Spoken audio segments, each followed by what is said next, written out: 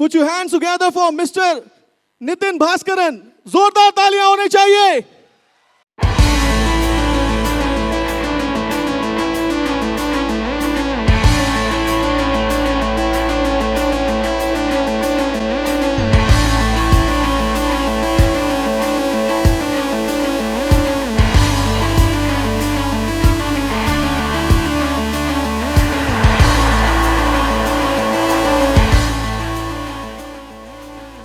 Hi sir. Sir आ जाइए. अब मैं इनके लिए एक बार इसलिए जोरदार, यंग ये है और इन्होंने 17 साल की उम्र से डोर टू डोर मार्केटिंग करी है. And you know he is standing there in a gadget guru भी कहा जाता है. सर कितने एक्साइटेड हो आप, ओपनिंग बल्लेबाजी करने आए हो, मतलब चौके छक्के आपको मारने पड़ेंगे. पूरा नागपुर का क्राउड यहाँ पे बैठा हुआ है, यूथ बैठा हुआ है. इंडिया जाना जाता है यूथ के लिए. The whole world is coming to India only for its youth. Youth is our power. आज दिखेगा यूथ में कितना पावर है या नहीं है. So the stage is yours. 1 2 3 and can I get my slice? Okay.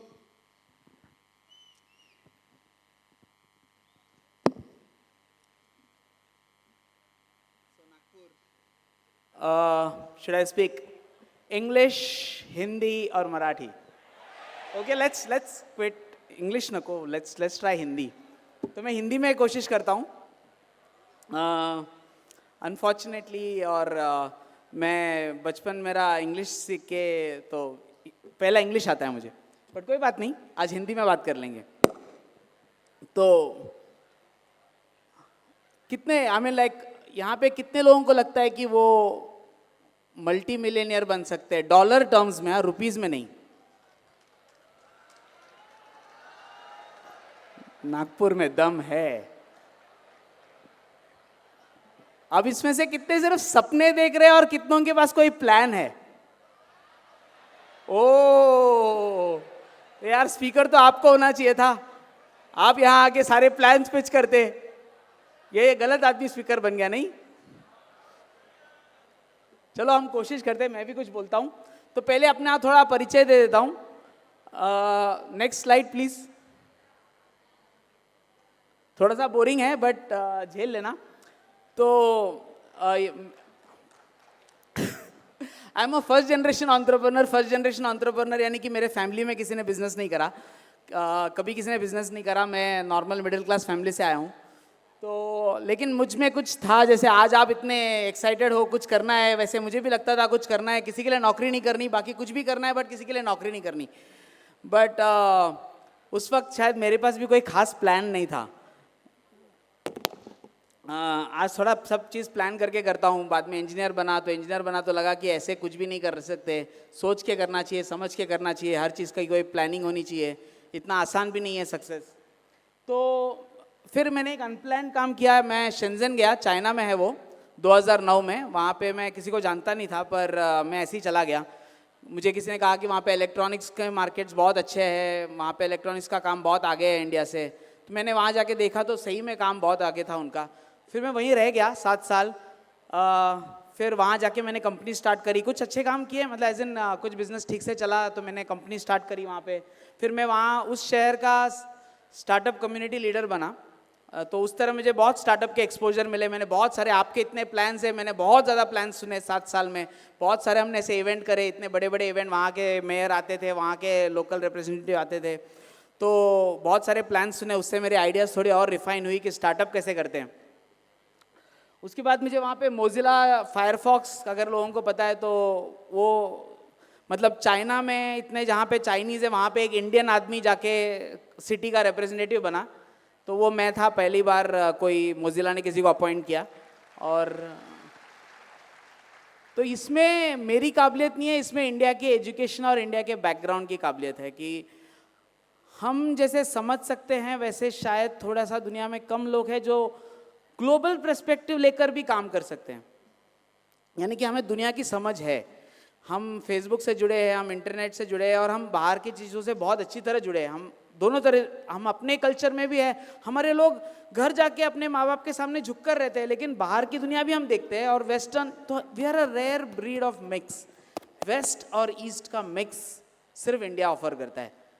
ये और कोई नहीं ऑफर करता। तो पर्सनली मुझे बहुत ज़्यादा वेदा और उसमें थोड़ा इंटरेस्ट है। और इनफैक्ट आप अगर सोचोगे कि अरे ये तो इतना लगता नहीं बूढ़ा बूढ़ा है, फिर ये सब आइडियाज़ आगे आप जो सुनोगे आया कहाँ से, तो बहुत सारे मुझे उसमें से आए आइडियाज़। इंडिया की हिस्ट्री बहुत पुरानी है, करीब हम तो कहीं अगर लिखे तो 5000 साल की भी लिख सकते हैं, क्योंकि कहाँ से स्टोरी स्टार्ट होता है किसी को पता नहीं।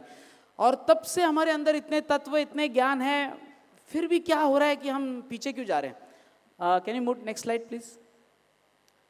तो हर स्टार्टअप, हर एंटरप्रेन्योर एक प्रॉब्लम चुनता है कि ये मुझे सॉल्व करना है। मैंने अलग अलग स्टेज पे अलग अलग प्रॉब्लम चुने। पहले स्टेज पे जब मैं इंजीनियरिंग से निकला तब मुझे लगा कि सिर्फ पैसे कमा लूँ यार, कहीं से सर्वाइव हो जाऊँ, उतना ही प्रॉब्लम था। वो सॉल्व हो गया। फिर लगा कहीं पे कुछ थोड़े पैसे बना लूँ, बाहर गया, वो भी बन गया। अब मुझे ये प्रॉब्लम दिखता है। तो अगर आप इस चीज़ को देखो तो आपको क्या दिखता है, वहाँ पे वो जो लाल में है वो चीन है, उसके नीचे वाला इंडिया है। वो नीचे जो लिखा है वो साल है, 1800 साल तक हम दुनिया के सबसे ज़्यादा बड़े इकोनॉमी थे। We were the largest economy for 1800 years. 1800 साल तक हमारा राज चलता था। लेकिन चलो वो तो हिस्ट्री है। हमारे परदादाओं ने कुछ किया, कुछ तो अच्छा किया उन्होंने कि तब दुनिया हमारे पास आती थी। आज देखो हमारा शहर कितना रह गया। आप देख रहे हो इंडिया कितना छोटा सा रह गया दुनिया में। आज हम सिर्फ 2 ट्रिलियन की इकोनॉमी है और सबसे ज़्यादा आवाज़ आज, अगर आप यही सेम चीज़ सिलिकॉन वैली में भी कर लो तो भी आपको इतने लोग नहीं मिलेंगे जिनमें इतना जोश है। नहीं मिलेगा। मैं कह रहा हूं, अमेरिका जाके करके देख लो, आप एक छोटा हॉल नहीं भर सकते। लोग जो कुछ करना चाहते हैं, इतना इस देश में अगर जोश है, इतना काबिलियत है, तो क्यों नहीं यहाँ आ पा रहे हम ऊपर।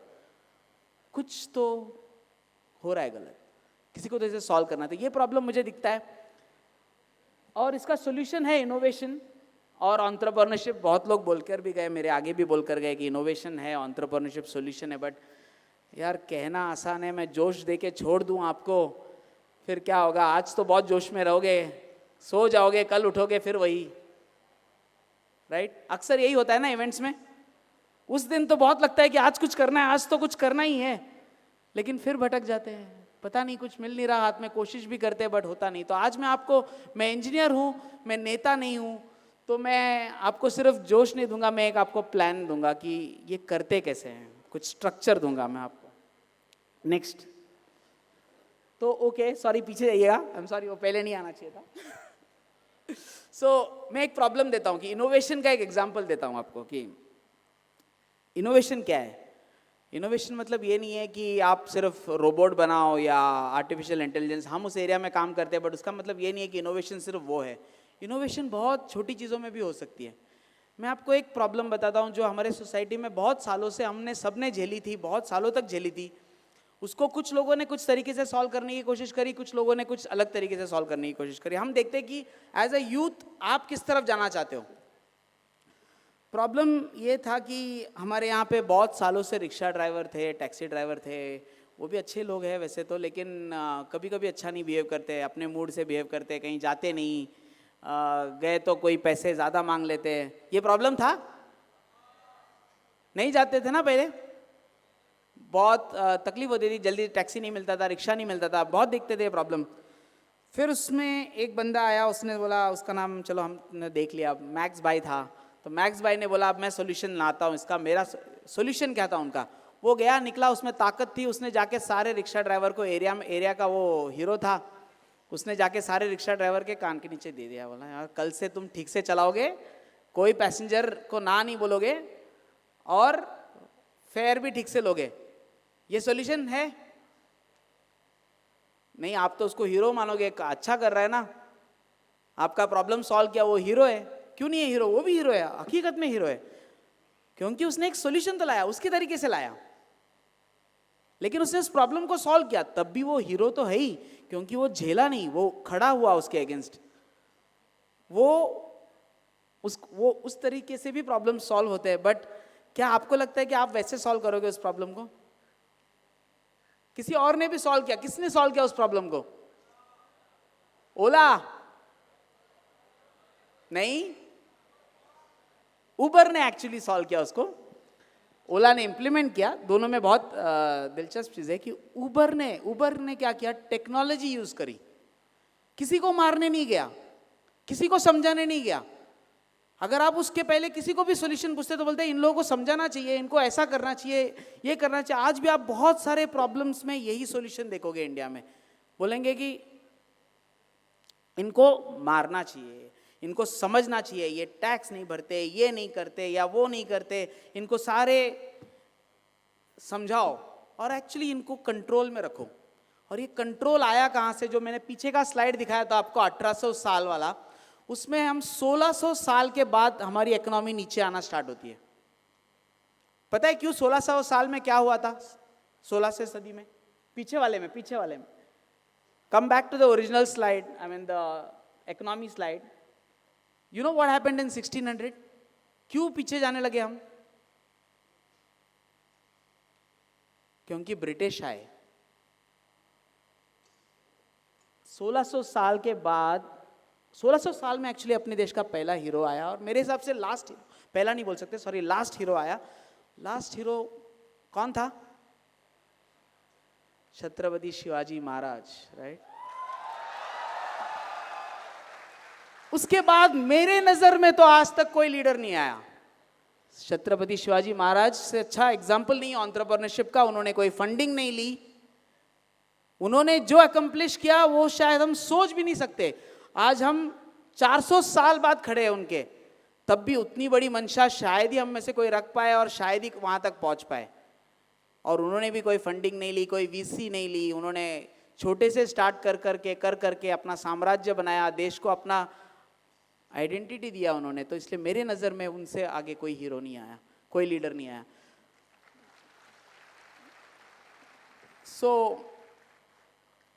हमारे सामने इतने बड़े बड़े प्रमाण हैं, लेकिन हुआ क्या 1600 के बाद? फिर अगर जब ये देश इतना उन्होंने ऊपर उठाया था, फिर ये गिरा कैसे? एक तरीके से गिरा। ब्रिटिश ने एक चीज चालू करी।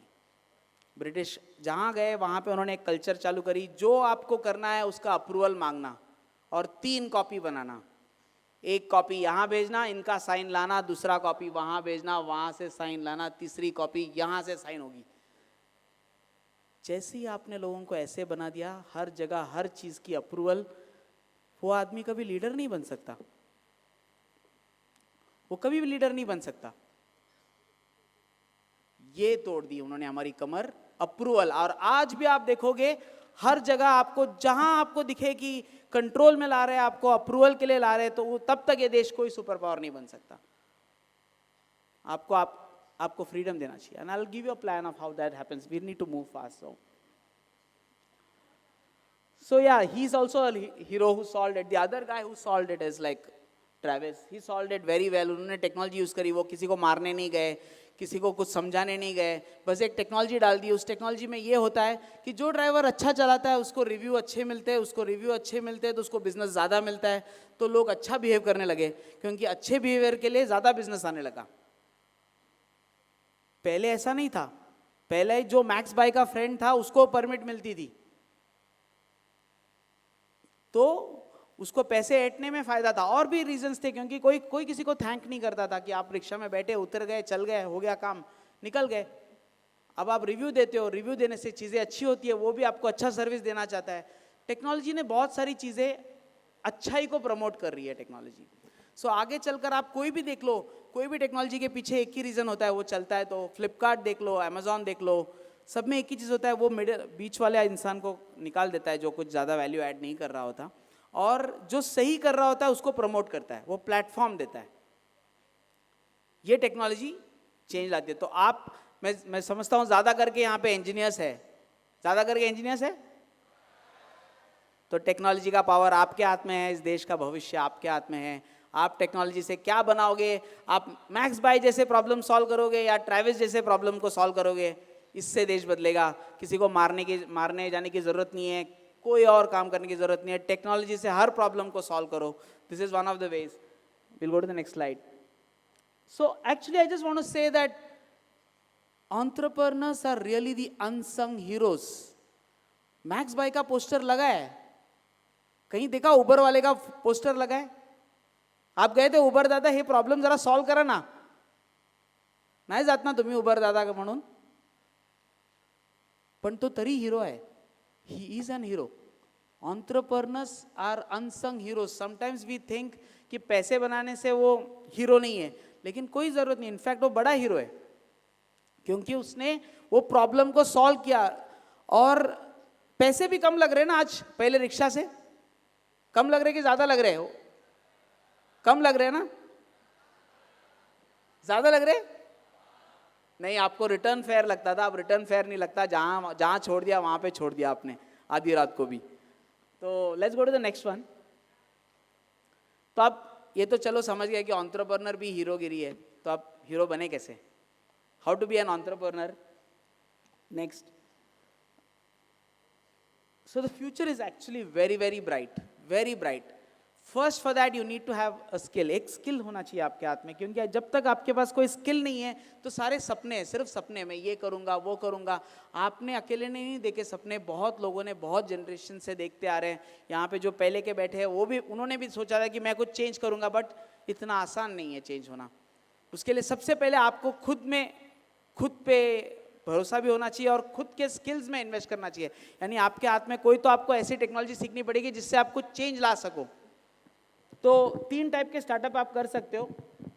डिसरप्टिव या ट्रेंडिंग.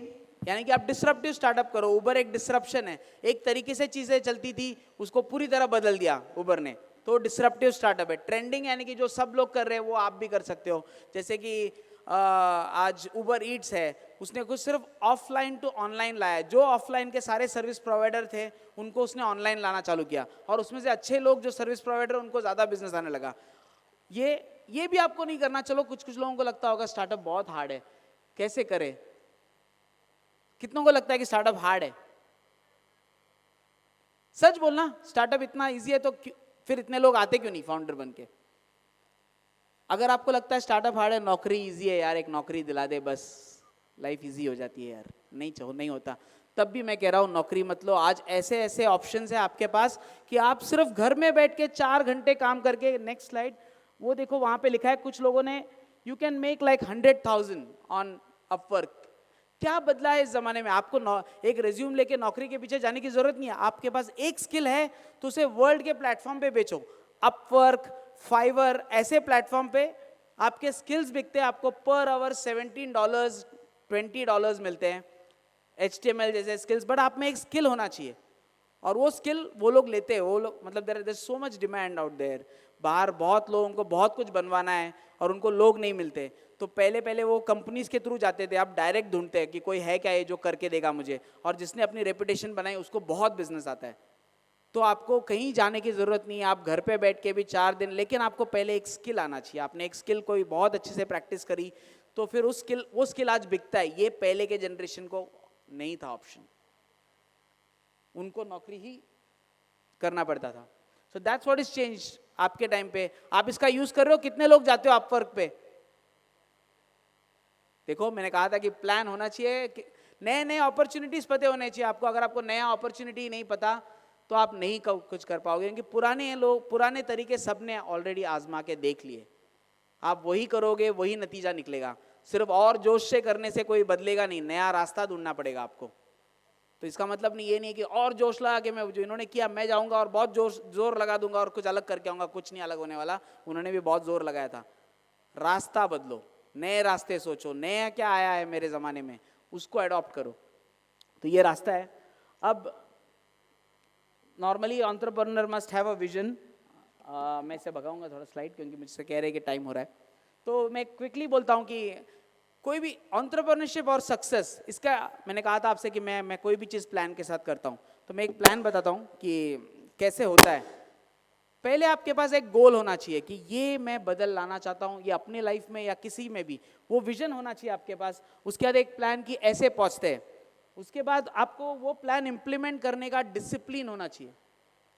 और यहाँ तक भी काफ़ी लोग पहुँच जाते हैं. सक्सेस में बहुत लोग यहाँ तक पहुँचते हैं. जो IAS ऑफिसर बनते हैं, जो डॉक्टर बनते हैं, उनको एक गोल दिखता है कि मैं डॉक्टर बनना है, मुझे IAS बनना है, ये करूँगा, मैं ये पढ़ूंगा, ये एग्ज़ाम दूंगा और ये क्लियर करूँगा तो बन जाऊँगा. यहाँ तक तो लोग सक्सेसफुल हो जाते हैं. उसके बाद कौन सक्सेसफुल होता है? जो क्रिएटिव है, जो उस कभी कभी उस जॉब में रह के भी वो नॉर्मल प्रोसीजर के अलावा कुछ और ट्राई करता है, तो वो लोग थोड़े और सक्सेसफुल होते हैं। उसके आगे वो सक्सेसफुल होता है जो रिस्क लेता है। नॉर्मली फिर वो उस जॉब में सिक्योर हो जाते हैं या जहाँ पे भी है वहाँ सिक्योर हो जाते हैं और कुछ नया नहीं करते। कुछ लोग हैं जो उसके बाहर निकल के एक रिस्क लेते हैं, नया कुछ करते हैं जाके, तो वो और सक्सेसफुल होते हैं। उससे ज़्यादा सक्सेसफुल वो होते हैं जो उस रिस्क में सिर्फ अपना फायदा नहीं, वो अपने साथ बहुत ज़्यादा लोगों को लेके जाता है, वो लीडर बनता है। तो this is like one way you can just take that slide. Next please. So या अब ये तो बंदा कह रहा है बहुत कुछ, आपने बहुत सुना होगा ना, कितनी ज्ञानबाजी होती है, कहीं भी जाओ ज्ञान ज्ञान ज्ञान ज्ञान।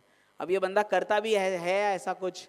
सो जो मैं कह रहा हूँ वो मैं करता हूँ या नहीं करता हूँ। मैं तो कहता हूँ अगर जो भी आपको ज्ञान दे उसको पूछना तुम ये करते हो या नहीं करते हो। नहीं करते हो तो ज्ञान मत देना, किताब तो कोई भी लेके पढ़ लेगा, राइट? किताबी ज्ञान देना चाहिए क्या? नहीं ना। तो अब मैं एक प्लान बताता हूँ इंजीनियरिंग स्टूडेंट्स के लिए ही है, हम इंजीनियरिंग स्टूडेंट्स के साथ ही काम करते हैं, तब मैं आपको प्लान बताता हूँ हमारा प्लान क्या है। Next please. सो हमारा प्लान है कि हम इंडिया से विश्व में सबसे नंबर 1 बनने वाले स्टार्टअप्स बनाएं। कि उबर इंडिया आती है, हम क्यों नहीं यहाँ से वहाँ जाते, कि दुनिया के सबसे सर्वप्रथम स्टार्टअप्स इंडिया से क्यों नहीं निकल सकते। अब ये कैसे निकाले? छोटा गोल है क्या ये? लगता है आपको इंडिया से निकलेंगे बड़े वर्ल्ड लेवल के स्टार्टअप? अब लग रहा है ना प्लान मांगेगा ये नेक्स्ट। नहीं तो टफ है आज तक तो, बट मेरे पास एक प्लान है, आप देख लेना कि ये बंदा सही भी है गलत है। Next please. सो प्लान ये है कि कुछ लोग बोले मेक इन इंडिया होना चाहिए। मैं समझता हूँ मेक इन इंडिया भी हो सकता है, बुरा तो नहीं है, बट मेक इन इंडिया इतना पैसा ला पाएगा ये मैं डाउटफुल हूँ।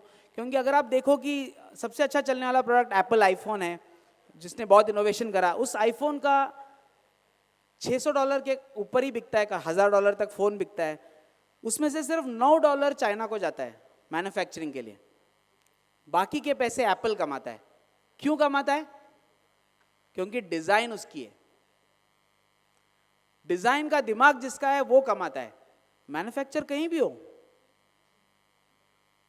डिजाइन का स्किल आज इंडिया में है। आज इंडिया के पास ये स्ट्रेंथ है यूनिक कि हमारे लोग वर्ल्ड लेवल के वेस्ट की जैसा सोच सकते हैं और इंडिया में बैठ के काम कर सकते हैं।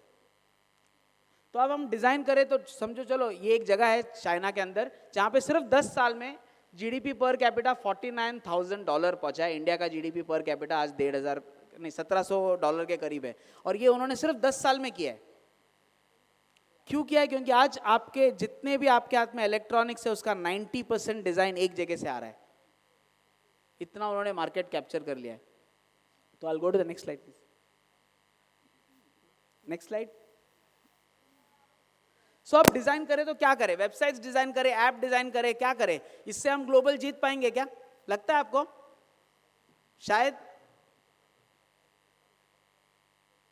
अगर वेबसाइट्स डिजाइन करेंगे, ऐप्स डिजाइन करेंगे तो उसमें फॉरेनर्स को हमसे ज़्यादा लीड है, उन्होंने उनकी टेक्नोलॉजी है, उसमें वही जीतेंगे क्योंकि वो आगे जा चुके हैं ऑलरेडी। बहुत लोग हमारे आगे है तो हम नहीं जीत पाएंगे। तो आगे चलकर जो आ रहा है उस फील्ड में, जहाँ जो फील्ड उनके लिए भी नया है और हमारे लिए भी नया है, हमको उस फील्ड में जाना चाहिए। तो आने वाला फील्ड क्या है? IoT। IoT सुना है कितने लोगों ने? ठीक है, जिन्होंने नहीं सुना उनको लिए मैं समझा देता हूँ IoT क्या है। Next slide. IoT बस ये है कि कंप्यूटर अब छोटा होते जा रहा है। कंप्यूटर ने ये सारा रेवोल्यूशन स्टार्ट किया, कंप्यूटर और इंटरनेट ने। कंप्यूटर बहुत बड़ा हुआ करता था, फिर वो लैपटॉप बना, फिर वो मोबाइल फ़ोन बना, मोबाइल फ़ोन से बहुत सारे लोग जुड़े। अब इंटरनेट पे सारे लोग आ गए मोबाइल फ़ोन के थ्रू, सारे कंप्यूटर के थ्रू सारा डेटा आ गया इंटरनेट पे। अब क्या बची है दुनिया में? क्या बचा है इंटरनेट पे आने के लिए? सारी चीज़ें बची है, सारे चीज़ों के अंदर इंटरनेट जाएगा। हर चीज़ जो आज आपको दिख रही है उस चीज़ के अंदर एक छोटा सा कंप्यूटर जाएगा। वो कंप्यूटर के अब इनपुट भी नहीं देना पड़ेगा, अब वो कंप्यूटर आर्टिफिशियली इंटेलिजेंट होगा। वो ज़माना आने वाला है। अगला 10 साल हर everything is going to get smart. That's what we're talking about, smart cities and all of that. This is the next revolution that we're looking at. What do we do at this point? Do we sit there and let them make it? मतलब ये कर सकते हैं हम कि हमको दिख रहा है ये रेवोल्यूशन आ रहा है, अब दो रास्ते हैं। अब या तो हम बैठे रहते हैं और उनको बनाने देते हैं और फिर वो बनाने के बाद बेच देंगे, उसके सपोर्ट का सारा काम इंडिया ही आएगा, तो सपोर्ट की नौकरी ले लेते हैं, या फिर हम बनाना चालू करते हैं। तो क्या करना चाहिए? बनाना चाहिए। तो फिर बनाने के लिए स्किल्स है हमारे पास? नहीं। ऑनेस्टली स्पीकिंग, आज जो आपको एजुकेशन मिल रहा है इसमें आपकी कोई गलती नहीं है। आपके पास टैलेंट है, आप मेहनत लेने को रेडी हो, बट आपको वो स्किल्स नहीं मिल रहे।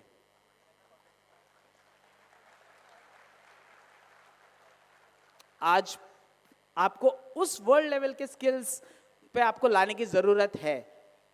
तो that's what we do. Next slide please. So हमने एक कम्युनिटी फॉर्म करी और उसके अंदर हमने डिसाइड करा कि हमको इंडिया के यूथ में इन्वेस्ट करना चाहिए। और हमने क्या करा कि हमने वर्ल्ड के सारे लेटेस्ट हार्डवेयर इंडिया लेकर आए और उस पर हम सब बच्चों को फ्री में ट्रेन करते हैं। तो क्या 2 minutes. So just next slide please. So basically हमने ये प्रोग्राम में क्या किया कि हमने सारी वर्ल्ड की, मैं चाइना रहा 7 साल, वहाँ से मेरे को बहुत कॉन्टैक्ट्स बने और वहाँ की गवर्नमेंट ने भी मुझे थोड़ा सा, as an I have got all the connections out there.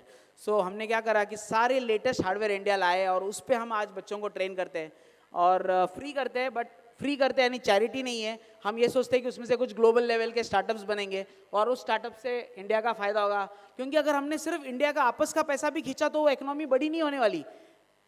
देश तब आगे जाएगा जब बाहर का पैसा इंडिया आने लगेगा। यहीं का पैसा यहीं पे हम आपस में स्टार्टअप बना के एक दूसरे से लेके बड़ा नहीं होगा ये देश। तो बाहर से पैसा लाने के लिए एआई और आईओटी में स्टार्टअप्स करना चाहिए अपने को। और नेक्स्ट स्लाइड। तो हम ये वाला मैं स्किप कर देता हूँ क्योंकि टाइम खत्म हो रहा है। हम एम्बेडेड लिनक्स में काम करते हैं। तो हमने क्या किया अब तक, हमने लास्ट ईयर में इंडिया वापस आया था। तो लास्ट ईयर में इंडिया वापस आया था, हमने अगस्त 2017 में ट्रेनिंग स्टार्ट करी 20 लोगों के साथ और हमने देश का पहला ऑपरेटिंग सिस्टम बनाया। पीछे के दोनों रेवोल्यूशन में, कंप्यूटर के रेवोल्यूशन में और मोबाइल के रेवोल्यूशन में 2 ओएस था, उसमें विंडोज था, इसमें एंड्रॉयड है। अब आने वाले रेवोल्यूशन में भी कोई ओएस होगा, ऑपरेटिंग सिस्टम होगी, लेकिन हम पीछे नहीं रहना चाहते। तो इस बार हमने ऑलरेडी ऑपरेटिंग सिस्टम बनाया और हमने 0 नाम दिया है उसे। तो 0 जाएगा यहाँ से दुनिया, और अगर 0 अडॉप्ट होता है दुनिया में तो सारा काम भी इंडिया आएगा, बहुत सारा काम इंडिया आएगा। ये हमारा विजन है और ये हमने ऑलरेडी बना दिया है। फर्स्ट इंडिजिनियस ओएस है आईओटी के लिए, और ये सिर्फ एक नॉर्मल ओएस नहीं है, ये first OS in the world है जो it will be. So he's asking me, is it going to be open source? Obviously, if we want this to win in India, we want to make it open source. We want it to connect to every university in India. Every student will learn. We are not going to keep it to ourselves, but India will lead. इसमें ज़्यादा से ज़्यादा contributor India के बनाएंगे। और आप सोचोगे कि ओपन सोर्स है तो पैसा कैसा बनेगा, but that is a different point. whoever wants to ask me can ask me. Obviously, I have been a businessman, so I know how to make money out of it. So फिर हमको, I mean, like the next step that happened is I moved to College of Engineering Pune. अब ये programme College of Engineering Pune में भाव में चलता है। और नेक्स्ट स्लाइड प्लीज। तो हमने आज क्या अचीव किया है, आज हम अभी ये 700 नहीं, हमारा नया प्रोग्राम स्टार्ट हुआ है। तो नए प्रोग्राम में अराउंड 900 लोगों ने अप्लाई किया है। पीछे वाले में 700 लोगों ने अप्लाई किया था। हमने 180 लोगों को ट्रेन किया, उसमें से 49 लोग हमारे साथ आज भी है। और हमने फिर अचीव क्या किया है, नेक्स्ट स्लाइड। ये सिर्फ 6 महीने में किया है। Next slide. हमने 0 बनाया ऑफ कोर्स, और फिर हमने और एक नई चीज़ की जो किसी के पास नहीं है। हमने सोचा आज एआई पे बहुत लोग बात करते हैं, कितने लोगों को एआई पता है? आप अगर एआई पे आज काम करना चाहते हो तो आप क्या कर सकते हो, आप गूगल पे जाओगे, एक अकाउंट बनाओगे और उसके मॉडल को ट्रेन करोगे। उससे फायदा गूगल का हो रहा है। गूगल कोई बुरा नहीं है, मुझे कोई तकलीफ नहीं है गूगल से, बट अगर मेरा डेटा सारा गूगल के पास जा रहा है तो कल मुझे वापस उसी से खरीदना है। तो हमने एआई को चिप पर लाए और हम चाहते हैं कि हमारे स्टार्टअप्स के पास हमारा डेटा रहे, तो हमारे डेटा हमारे ही पास रहे, तो बिजनेस यहीं पे रहे। हम इतना ज़्यादा गूगल पे नेक्स्ट रेवोल्यूशन में भी डिपेंडेंट ना रहे।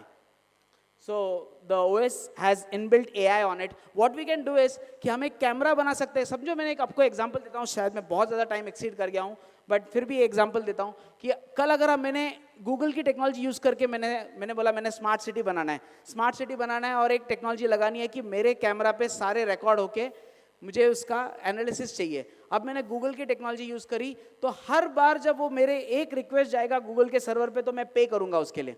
और अगर मैंने वही टेक्नोलॉजी मेरे कैमरा के अंदर डाल दी तो मुझे गूगल को पैसे देने की ज़रूरत नहीं। और हमने वो क्या करा है, हमने कैमरा के अंदर फेस रिकग्निशन की टेक्नोलॉजी डाल दी। और अगर हमको आज इस पूरे ऑडियंस को कैप्चर करना है, पूरे ऑडियंस को, तब भी मेरे को उस डिवाइस में कितना डेटा लगेगा आपके हिसाब से? अगर मैं इन सारे चेहरों को, फेस को उसमें इमेज में स्टोर करूं तो कितना स्पेस लगना चाहिए मुझे? सॉरी So actually बस KBs, we have made the technology that it can store all this data in KBs, सिर्फ KBs में store होता है data. We don't need GBs, we don't need MBs. Again, and this is done by our students. Our students have all the power. It's not with me. So I go to the last one. I'm just finishing it. Just one slide. One more. No, move it. I'm so sorry. I cannot. So these are other things that we work on. All this training is free. Anyone who joins can know all this. ये सारे products बन सकते हैं हमारे technology से. लेकिन हमने एक बहुत चीज़, नहीं, I want that yellow slide, please. So एक चीज़ हमने बहुत अलग करी. मैंने कहा कि हर जनरेशन में अलग सोच चलनी चाहिए. जब तक आपने रास्ता नहीं बदला, आप वहीं पहुंचोगे. उसी रास्ते जाओगे, उसी रास्ते पहुंचोगे. हर आदमी जो आपको आता है वो बताता है कि बहुत मेहनत करना पड़ेगा, आपको बहुत काम करना पड़ेगा. पर जब मैं इंडिया आया और मैंने नया जनरेशन को देखा, मुझे लगा कि ये जनरेशन इतना काम नहीं करना चाहती. ये मज़े भी लेना चाहती है, ये काम दोनों करना चाहती है साथ में. सो हमारे प्रोग्राम में सिर्फ 12 घंटे पर वीक काम करना पड़ता है. इतना ही काम कराते हैं, ज़्यादा काम नहीं करना चाहते. और हर एक को हम लीडरशिप माइंडसेट से ट्रेन करते हैं. हम बोलते हैं कि वो जो अप्रूवल वाला सिस्टम है वो हमारे पास नहीं है. आपको जो करना है आप करो, हम आपको सपोर्ट करेंगे. This is how we are different. We are really following short of time. So freedom and happiness is what we focus on. इन दो, इसलिए हमारे प्रोग्राम में से ऐसे ऐसे आउटपुट निकलते हैं, क्योंकि हर बच्चा फ्री है.